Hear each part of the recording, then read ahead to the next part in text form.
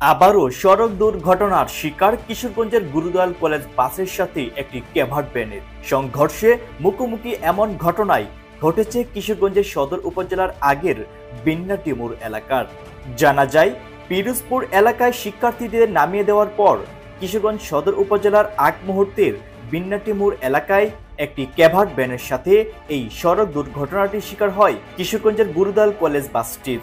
অন্যদিকে কিশোরগঞ্জের একই দিনে মাত্র কয়েক ঘন্টার ব্যবধানে ঘটে যায় অনাকাঙ্ক্ষিত সড়ক দুর্ঘটনা।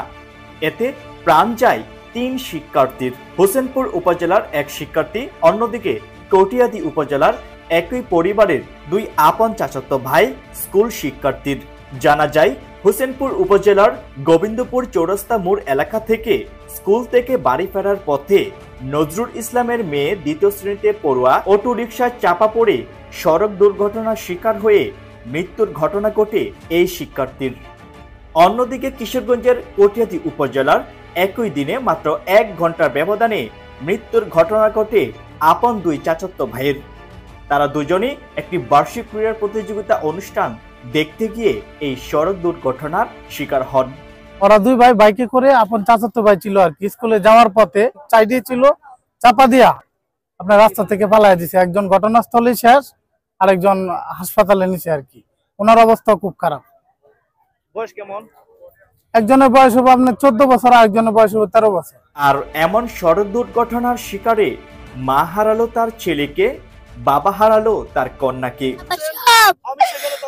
কিচ্ছু নাই, কিচ্ছু নাই,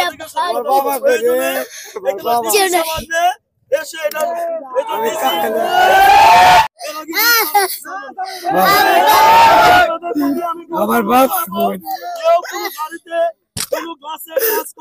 আমার বাবা ঘুরে আমার বাবা আমার কল জাগো,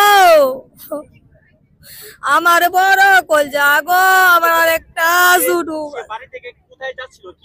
স্কুলে যাইতাছি, স্কুলে ফোর্স হইলে ফোর্স যাইতাছি, পরে হুন্ডার অ্যাক্সিডেন্ট হইছে।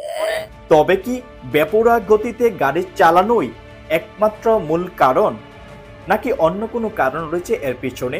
রক্তের দাগ এখনো শুকায়নি। দুর্ঘটনার শিকারকৃত সেই বাসেই লেগে আছে সে রক্তের দাগ।